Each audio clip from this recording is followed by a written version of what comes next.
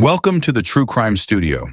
In today's story, a millionaire's life takes an unbelievable turn when he encounters a waitress who looks exactly like his wife, who vanished 20 years ago. What unfolds next is a gripping tale of mystery, love, and second chances. If you're ready for a journey full of shocking revelations, don't forget to like this video, share your thoughts in the comments, and subscribe to the True Crime Studio for more captivating stories. Let's dive in. Richard Thompson adjusted his Italian silk tie while observing the rain that battered the historic streets of Millbrook through the windows of the Palazzo, the most refined restaurant in the hill town. Raindrops ran down the glass, forming patterns that resembled the tears he had shed so many times over the past 20 years. Since Isabella, his wife, had mysteriously disappeared. The restaurant's dining room was partially empty on that Tuesday night. Amber lights reflected off the crystal glasses, creating a cozy atmosphere that contrasted with the storm outside. Richard had been frequenting the place for years, always choosing the same discreet table in the corner near the stone fireplace. There he could lose himself in his memories without being disturbed. At 55, Richard had built an empire in the technology industry, but his fortune did not fill the void left by Isabella. She had departed without a trace during a business trip, 5 months pregnant. The searches were intense, but they never found concrete answers about her whereabouts. The mystery remained, as did the pain of her absence. As he absent-mindedly flipped through the leather menu, something caught his attention. A young waitress was crossing the room with a natural elegance that made him freeze. His heart raced, and for a moment he thought he was having a hallucination. The resemblance was striking. The same honey-colored eyes, the delicate smile, even the peculiar way of walking, as if floating over the marble floor. With trembling hands, Richard let the menu slip onto the table. The sound caught the attention of Peter, the maitre d', who had known him for years. "Is everything all right, Mr. Thompson?" he asked, approaching with concern. Richard could barely stammer a response, his eyes fixed on the young woman who was now serving a nearby table. "Who is that waitress?" he asked, trying to keep his voice steady. Peter followed his gaze and smiled. "Ah, that's Mary. She started a few months ago. Excellent employee, very dedicated.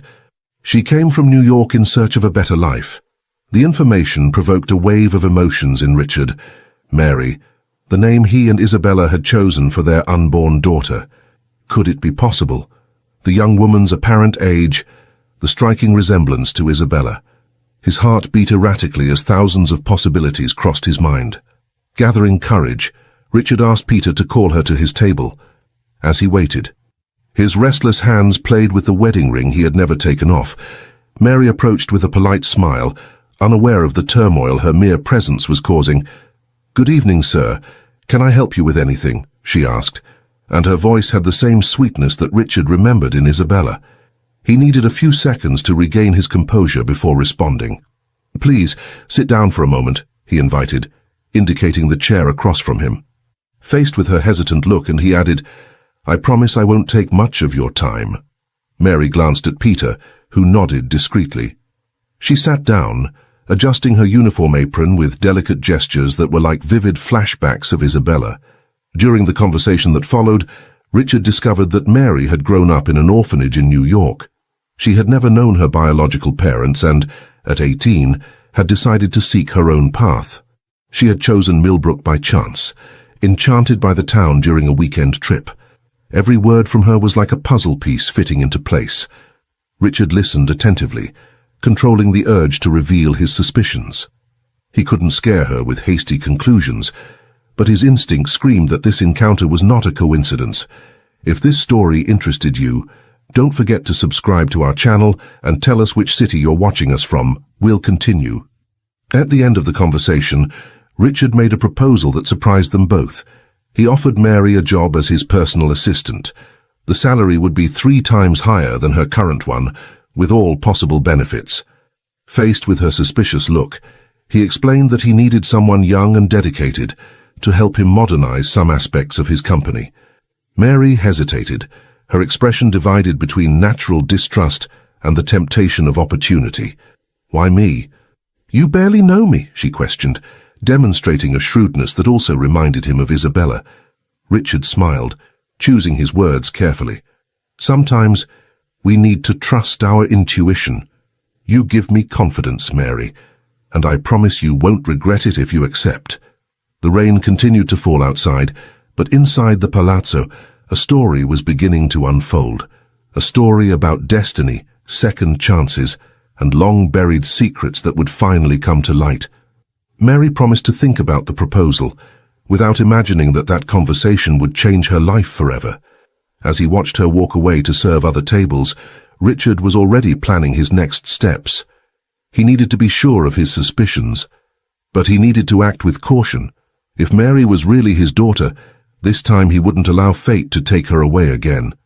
A week after the meeting at the Palazzo, Mary crossed the imposing lobby of the Thompson building in downtown Millbrook. The glass and steel building reflected the morning sunlight, creating a spectacle of colors that contrasted with the nervousness she felt. After much reflection, she had decided to accept Richard's proposal, although part of her still questioned the strange coincidence of that opportunity. The heels of her new shoes echoed on the marble floor as she headed towards the reception. She had invested part of her savings in a more appropriate wardrobe for the new work environment. An elegant receptionist, who introduced herself as Sarah, led her to the executive elevator. "Mr. Thompson is waiting for you on the 20th floor, Sarah informed with a professional smile. "He rarely hires people directly, you know. You must be really special."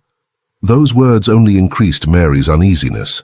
During the ascent, her reflection in the elevator mirror revealed a 20-year-old young woman trying to look older and more experienced than she really was. Her long brown hair was tied in a discreet bun, and the navy blue suit had been a safe choice for the first day. The doors opened directly into Richard's office, a sophisticated environment with a panoramic view of the hills. He was standing by the window, contemplating the landscape, but turned when he heard her arrival. His smile was warm and, for some inexplicable reason, familiar. "Welcome, Mary," he said, gesturing for her to sit in one of the leather armchairs.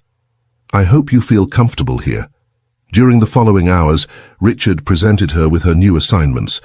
Mary would be responsible for organizing his schedule, participating in important meetings, and helping manage the company's social projects.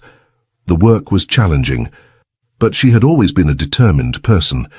"There's something special I want to show you," said Richard, leading her to a side door of his office. Upon opening it, he revealed a smaller but equally elegant room. "This will be your space." The room had a mahogany desk, state-of-the-art computer, and, to Mary's surprise, a small vertical garden with orchids. "Orchids were my wife's favorite flowers," Richard commented, his soft voice laden with nostalgia. "She always said they were like people. They need care and patience to bloom."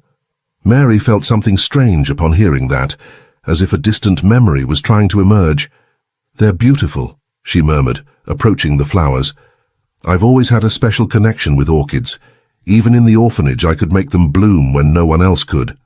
Richard observed her attentively, noticing how she unconsciously touched a small birthmark behind her ear, exactly like Isabella had.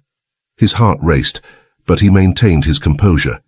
He needed to be patient, just like with the orchids. Throughout the day, Richard shared more stories about the company and his life. He talked about how he started from scratch, about his future projects, but whenever he mentioned Isabella, he noticed how Mary showed a special, almost involuntary interest. During lunch, which they shared in the office itself, Mary began to loosen up more. She told about her childhood in the orphanage, the difficulties and dreams. "I always imagined what my parents would be like," she confessed, playing with the food on her plate. "The other children created fantastic stories about their families, but I always felt that the truth about mine was somewhere, waiting to be discovered." Richard swallowed hard, controlling the urge to reveal his suspicions. Instead, he asked about the orphanage documents. If she had access to any information about her origin. "Just the basics," she replied. "I was left there when I was only a few months old, wrapped in a blue blanket with the initials I.T. embroidered. I always wondered what they meant. Isabella Thompson." The initials hit Richard like lightning. That blanket had been a gift he had given to Isabella when they discovered the pregnancy, but he needed more evidence before sharing his suspicions. At the end of the day, Mary was more relaxed and confident. Richard watched her organizing her new desk, arranging each item with the same perfectionism that characterized Isabella. It was like seeing the past and present merging before his eyes. "Tomorrow we'll start with the main projects," he said, preparing to end the workday. "There's a lot of work ahead, but something tells me we make a good team." Mary smiled, that smile that was like a mirror of the past. "Thank you for the opportunity, Mr. Thompson. I promise I won't disappoint you." As he watched her leave, Richard made a call. "I need your help for a discreet investigation," he told his trusted lawyer. "It's about the St. Clair orphanage in New York. I need all the baby admission records between January and December 2003. The search for the truth was just beginning, and Richard knew that each day beside Mary would bring new discoveries. Fate had given him a second chance, and he wouldn't waste it. Autumn painted the streets of Millbrook with golden hues as Mary completed her first month at the company. The adaptation had been surprisingly natural, as if that place had always been her destiny. The young woman was organizing some documents in her room when she found an old photograph that had fallen from a folder. In the time-yellowed image, a young and elegant woman smiled at the camera. Sitting on a garden bench surrounded by orchids, there was something hypnotizing about that smile, something terribly familiar. Mary felt a shiver run down her spine when she turned the photo and read the inscription, "Isabella, Orchid Garden, 2003. "I see you found one of my favorite photos." Richard's voice startled her. He was standing at the door, observing her with an enigmatic expression. "This is Isabella, my wife. The photo was taken a few months before her disappearance." Mary couldn't take her eyes off the photograph. "She was very beautiful," she murmured, feeling an inexplicable connection to the image. "And these orchids, are they the same species we have here in the office?" Richard approached, his eyes shining with contained emotion. "Yes, she created this garden. Isabella had a special gift with orchids, just like you." He paused, carefully choosing his next words. "You know, Mary, sometimes fate has mysterious ways of bringing people together." At that moment, they were interrupted by Sarah, who entered hurriedly with an envelope in hand. "Mr. Thompson, the documents you requested have arrived." Richard took the envelope, thanking with a nod. For the rest of the afternoon, Mary couldn't fully concentrate on work. Her thoughts kept returning to Isabella's photograph. There was something in her eyes, in the way she smiled, that awakened strange sensations, like submerged memories trying to surface. At the end of the workday, Richard called her for a conversation in his office. The sun was setting, tinting the sky pink and orange, creating an almost magical atmosphere through the panoramic windows. "Mary," he began, his voice softer than normal, "I'd like to tell you a story. It's about Isabella, about what really happened 20 years ago." He narrated how he met Isabella in business school, the happy marriage they had, the dreams they shared. He talked about the much-desired pregnancy and plans for the future, but he also mentioned family tensions, especially with Edward, Isabella's brother, who had never approved of the marriage. "Isabella was 5 months pregnant when she disappeared," Richard continued, his voice choked with emotion. "So it was an apparently common business trip, but she never returned. The investigations led nowhere, as if she had simply vanished into thin air." Mary listened attentively, feeling her heart beat faster and faster. Something in that story resonated deeply within her being, as if each word was a piece of a puzzle that she carried inside without knowing. "Mr. Thompson," she interrupted, hesitantly, "why are you telling me all this?" Richard stood up, taking the envelope that Sarah had brought earlier. "Because I found something in the records of the orphanage where you grew up." He pulled some documents from the envelope. "In December 2003, a baby was left there, wrapped in a blanket with the initials IT. The date coincides exactly with the period when my daughter should have been born." The air seemed to become denser in the office. Mary felt her hands tremble as she took the documents Richard was extending to her. Among them was a photo of the blue blanket she had always kept as the only memento of her origin. "There's more," Richard continued, his voice now almost a whisper. "I found this among Isabella's belongings." He showed an old, yellowed letter. It's a letter she wrote days before disappearing, expressing concern about some suspicious attitudes of her brother Edward. Mary read the documents in silence, tears beginning to form in her eyes. The coincidences were many. The dates, the initials, her inexplicable connection with orchids, the physical resemblance to Isabella that everyone in the office had already commented on. "You think I—" She couldn't complete the sentence, her voice failing with emotion. Richard approached, his eyes also watery. "I believe you are my daughter, Mary, the daughter I thought I had lost 20 years ago. But I need you to know that I'm not just looking to confirm a suspicion. I'm trying to understand a mystery that changed many lives." The silence that followed was filled only by the distant sound of the city and the accelerated beating of two hearts that, perhaps Chiu, had always been destined to meet again. The truth was beginning to emerge, but there was still much to be discovered, and not all revelations would be easy to accept. The following morning dawned cloudy, reflecting the whirlwind of emotions that stirred Mary's thoughts.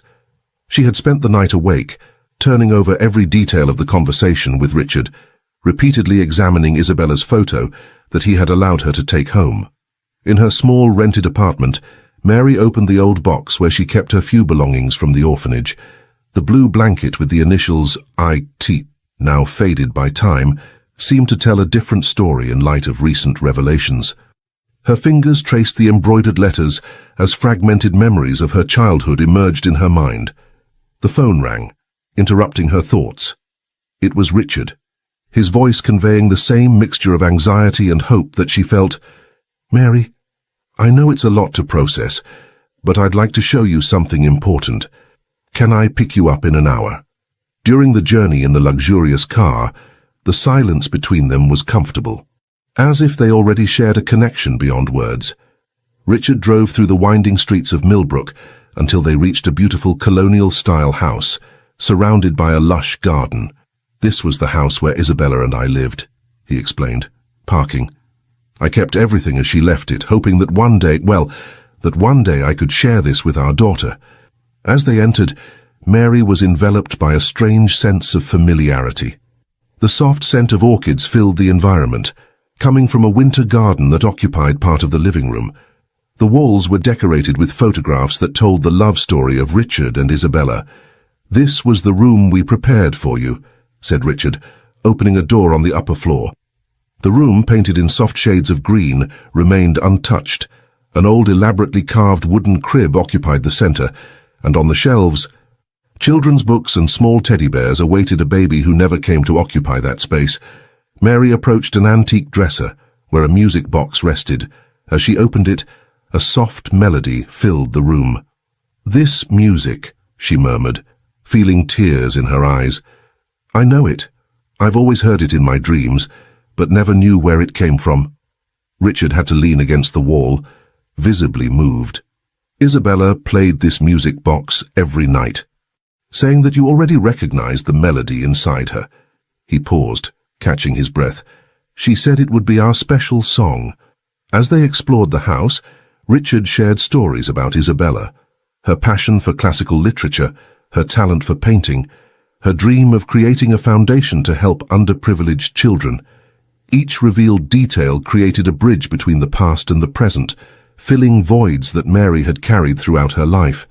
In the library, Richard opened a photo album. "Look at this," he said, showing a photo of young Isabella. "You have the same birthmark as her, behind your left ear." Mary instinctively touched the small, crescent-shaped mark that she had always considered unique. The coincidences were accumulating, transforming into increasingly concrete evidence. "There's something else I need to show you," said Richard, heading to a safe embedded in the wall. From inside it, he retrieved an old diary. This was Isabella's diary. "I found it recently, hidden among some books. She recorded her suspicions about Edward here and some important company documents that he was trying to manipulate."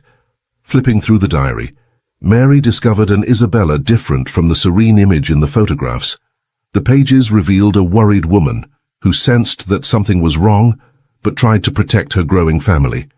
"Oh, in the last entry," Richard continued, his voice tense, "Isabella mentions a meeting with Edward in New York, where she intended to confront him about documents she had discovered.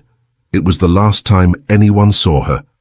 A distant thunder announced an approaching storm, creating an even more intense atmosphere in the room. Mary closed the diary, feeling the weight of the story that was beginning to unfold. "What happened to Edward?" she asked, her voice barely a whisper. "He took over as vice president of the company after Isabella's disappearance," Richard replied, a determined gleam in his eyes. "He built an image of a respectable businessman, but I always felt there was something dark in his actions. Now, with you here, the pieces are starting to fit together." The rain began to fall outside, its drops creating a water curtain on the library windows. Mary observed her reflection in the glass, seeing for the first time not only her own features, but those of Isabella, those of Richard, a genetic heritage that time couldn't erase. "What do we do now?" she asked, turning to Richard. "First," he answered, "we need to be absolutely sure. Tomorrow we can do a DNA test. Then we need to discover the whole truth, not just for us, but for Isabella." The storm increased in intensity, but inside that library, father and daughter began to build a bridge over the 20-year abyss that had separated them. Each revelation was a step towards a greater truth, a truth that could finally bring justice and healing to long, open wounds. The most renowned clinical analysis laboratory in Millbrook was practically empty on that Monday morning. Mary and Richard awaited the DNA test results in a private room, the silence between them laden with expectation. After a week that seemed endless, the sealed envelope rested on the mahogany table.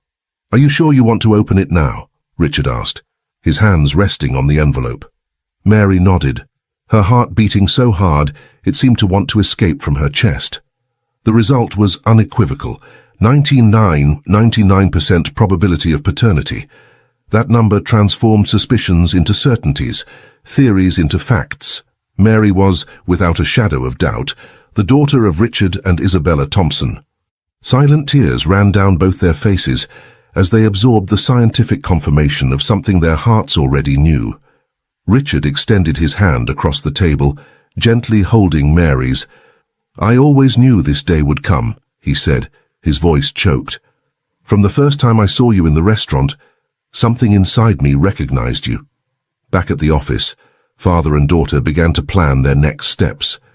The truth about their kinship was just the beginning. There were still many unanswered questions about Isabella's disappearance and Edward's role in the whole story. "We need to be cautious," Richard warned, closing the blinds in his office. "Edward is a powerful and influential man. If he discovers we're investigating the past, he may try to stop us." Mary was leafing through her mother's diary again, looking for clues in the records from 2 decades ago. "Here," she pointed to a specific entry. "Mom mentions a folder with documents that she kept in a safe place. She writes about a safe in a bank branch." Richard's eyes widened, an old memory surfacing in his mind. The central bank. Isabella had a safe there. "I never got access because it was in her name, but now I can request access as a legal heir," Mary completed, understanding the plan. In the days that followed, father and daughter worked discreetly to gather the necessary documentation. The DNA test, certificates and documents from the orphanage formed a consistent dossier that proved Mary's identity. The legal process for recognition of paternity was initiated with the help of the best lawyers. The news began to circulate in the company corridors, generating whispers and speculations. Edward, who was traveling on business, returned hastily upon hearing the news. His normally controlled face showed signs of disturbance when he burst into Richard's office. "What's this story I'm hearing?" he demanded, his voice tense. "Have you gone mad, Richard? After 20 years, you invent that you've found your daughter." Richard remained calm, years of suspicions crystallizing into certainties in the face of his brother-in-law's exaggerated reaction. "It's not an invention, Edward. I have concrete proof. Mary is my daughter with Isabella." Edward's face visibly paled. His eyes scanned the office, lingering for a moment on Isabella's portrait on the wall. "This is ridiculous," he muttered, more to himself than to Richard. "You can't prove anything." "Actually, I can," Richard replied, opening a folder on his desk. "I have the DNA test, documents from the orphanage, and soon we'll have access to Isabella's safe at the bank. The mention of the safe made Edward stagger slightly. He leaned on the nearest chair, beads of sweat forming on his forehead. At this moment, Mary entered the office. Edward stared at her, as if seeing a ghost, the resemblance to Isabella even more evident under the late afternoon light.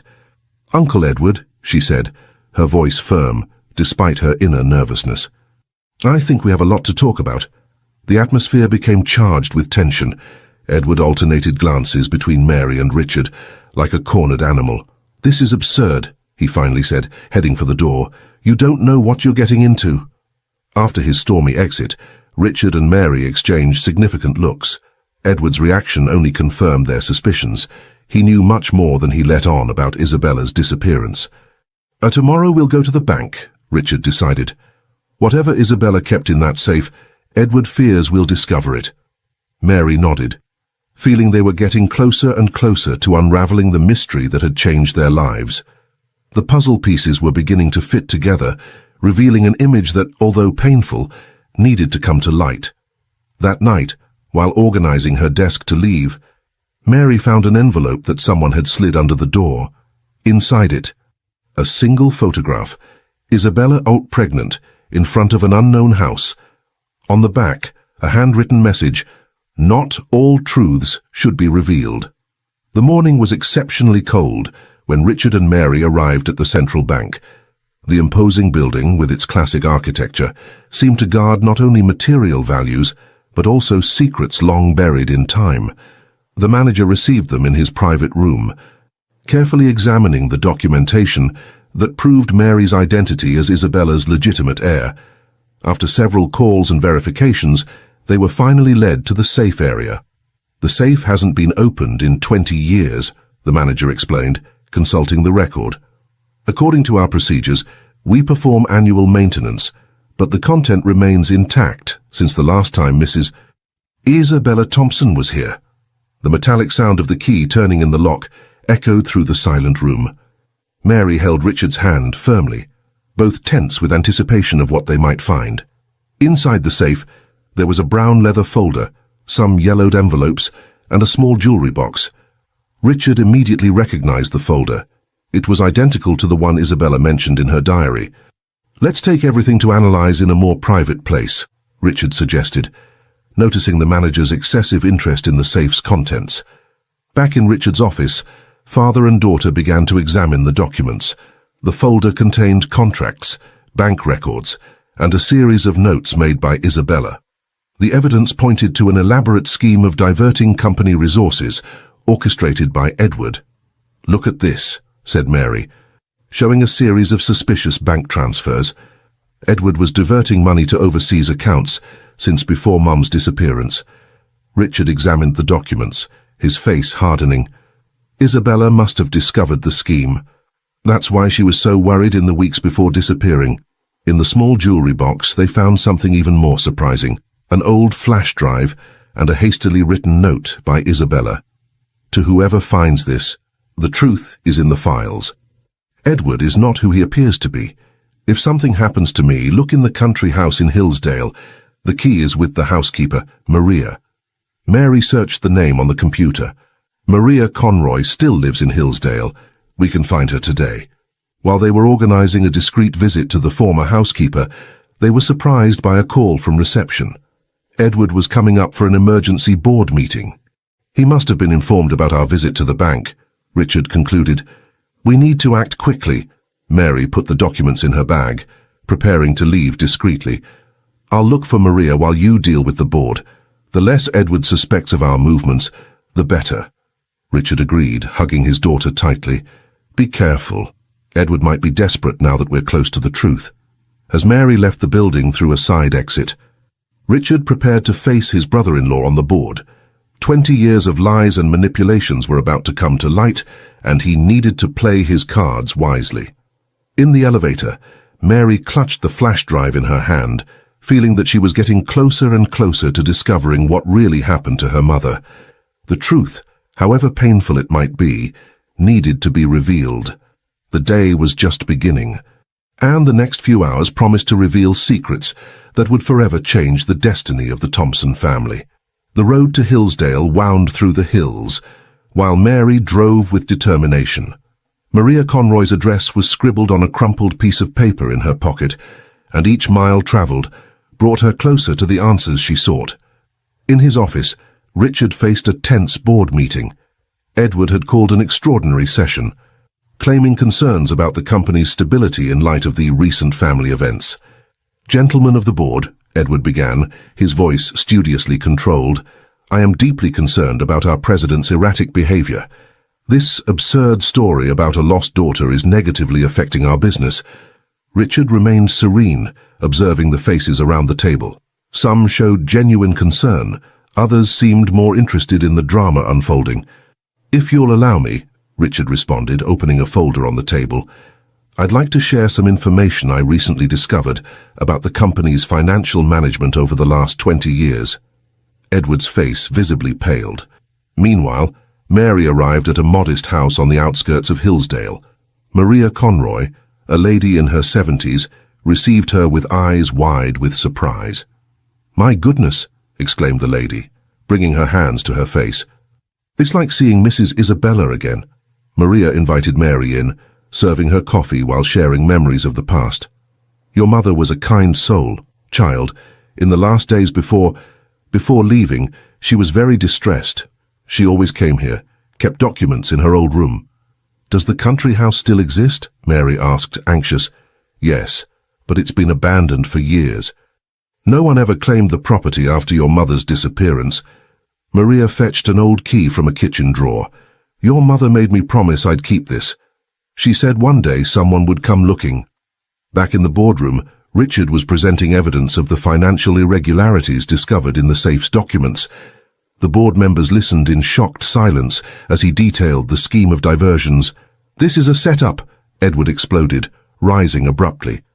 "Richard is trying to defame me to justify this ridiculous story about his supposed daughter." "The story isn't ridiculous, Edward," Richard calmly replied, "and you know that better than anyone. After all, it was you who ensured that Mary was left at that orphanage in New York." A heavy silence fell over the room.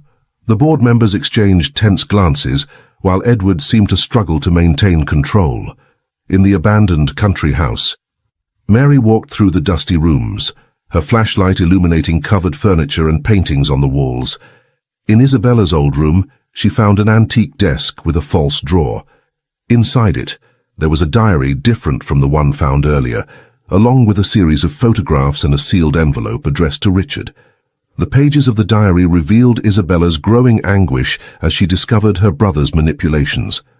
She had gathered enough evidence to expose Edward's scheme, but feared for her safety and that of her unborn child. The last entry, dated the day of her disappearance, contained a shocking revelation. Edward had threatened to expose old family secrets that could destroy not only the company, but also the Thompsons' reputation. Mary photographed each page with her cell phone, immediately sending them to Richard. The revelations could be decisive for the outcome of the board meeting. Meanwhile, in the envelope addressed to Richard, there was a letter that would change everything. Isabella not only revealed Edward's plan, but also left specific instructions on how to protect her daughter and the company. The sun was beginning to set when Mary found the last and most important piece of evidence, a set of documents that Isabella had hidden inside a hollow book. There was the definitive evidence of Edward's manipulation and the true reason for her disappearance. With trembling hands, Mary picked up her phone to call Richard. The truth, finally complete, was about to come to light, and nothing more could stop it. The sky was darkening over Millbrook when Mary hurriedly entered the Thompson Technology Building. Her heart was racing, the discoveries from the country house weighing in her bag and on her conscience. The receptionist, recognizing her, quickly waved her to the executive elevator. "The board meeting is still happening, miss," she informed. "Your father asked for you to come up as soon as you arrived." On the 20th floor, the air was charged with tension. Mary could hear raised voices coming from the meeting room. Taking a deep breath, she opened the door. The scene she found was chaotic. Edward was standing, his face red with anger, pointing accusingly at Richard. The board members seemed divided, some shocked, others confused. "Ah, so the lost heiress finally appears," Edward mocked upon seeing her. Come to watch the destruction of the company your mother loved so much. Richard stood up, extending his hand to Mary. Daughter, did you find something? Mary nodded, her voice firm despite her nervousness.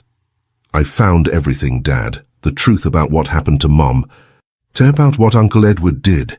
She began to spread the documents on the meeting table, fraudulent contracts, records of illegal bank transfers, and Isabella's diary. The board members leaned in, examining the evidence with growing astonishment. This is a farce, Edward shouted, trying to grab the papers. Richard stopped him, holding his arm firmly. Enough lies, Edward, said Richard, his voice laden with 2 decades of pent-up pain. It's time for the truth. Mary then revealed the contents of Isabella's letter and the last entries in the diary. The story that unfolded left everyone in the room in stunned silence. Isabella had discovered not only Edward's frauds, but also an even darker secret. Edward wasn't really her brother. He had been illegally adopted by the Thompson family as a child, a favor to an influential family who wanted to get rid of an unwanted son. This secret, if revealed, would threaten not just the company, but the entire family's reputation. When Isabella confronted Edward with her discoveries, he panicked.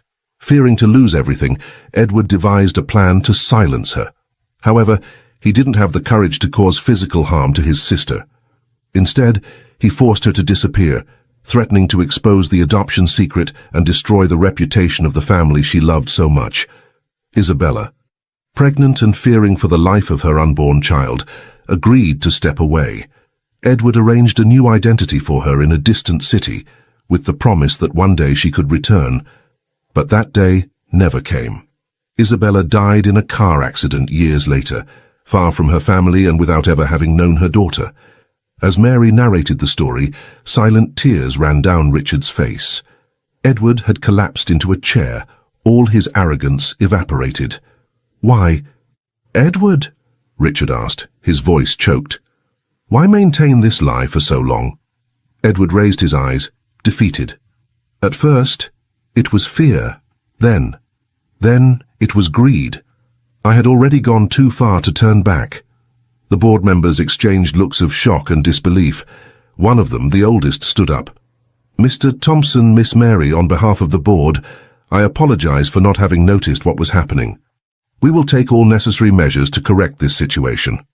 In the days that followed, a series of changes occurred at Thompson Technology. Edward was removed from his duties, and the authorities were notified about the frauds. Richard, on with the support of the board, initiated a broad restructuring of the company.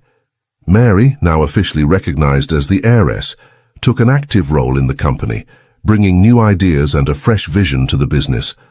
She also dedicated herself to honoring her mother's memory, creating a foundation in Isabella's name to help orphaned children.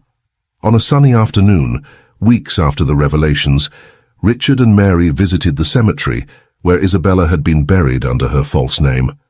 With the help of the authorities, they managed to transfer the body to Millbrook. In front of the new grave, father and daughter remained silent, their hands intertwined. The mystery had been solved. The truth revealed.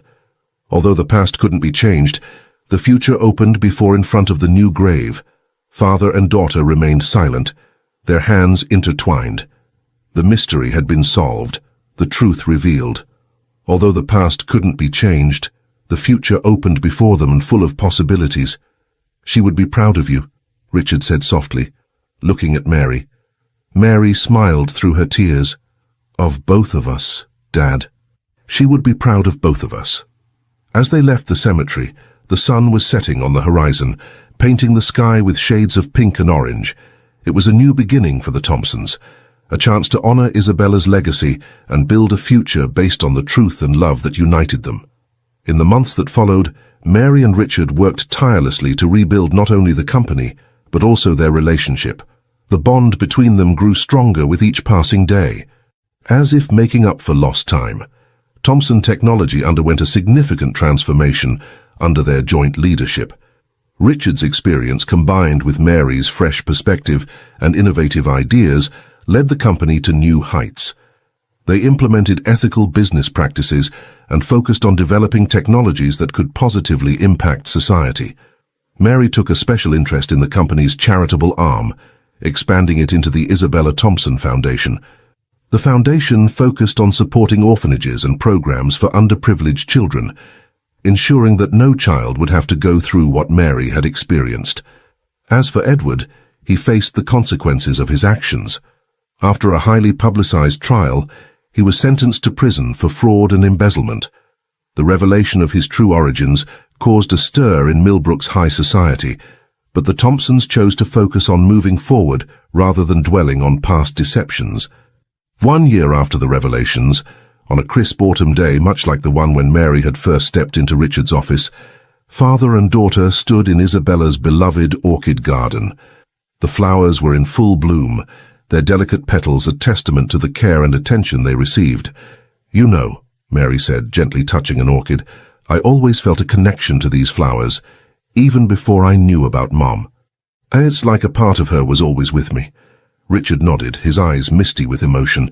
"Isabella always said that orchids were like people, unique, requiring patience and understanding to thrive. She would be amazed to see how you've made this garden flourish." As they walked through the garden, they discussed plans for the future. Mary had been working on a new project, a tech initiative to connect orphaned children with potential adoptive families, using advanced matching algorithms and virtual reality to bridge distances and create connections. "I think this could really make a difference," Mary explained enthusiastically. "If we can help even a fraction of the children out there find loving homes, it would be worth every effort." Richard listened with pride, recognizing in Mary the same passion and determination that had driven Isabella. "Your mother would have loved this idea," he said. "In fact, I think I remember her mentioning something similar once, long ago. She always wanted to use our resources to help others." As the sun began to set, casting a golden glow over the garden, Richard pulled out a small box from his pocket. "I've been waiting for the right moment to give you this," he said, handing it to Mary. Inside the box was a delicate silver locket. When Mary opened it, she found a tiny photograph of Isabella on one side, and on the other, an inscription. "To my darling daughter, may you always bloom where you're planted." Tears welled up in Mary's eyes as she clutched the locket.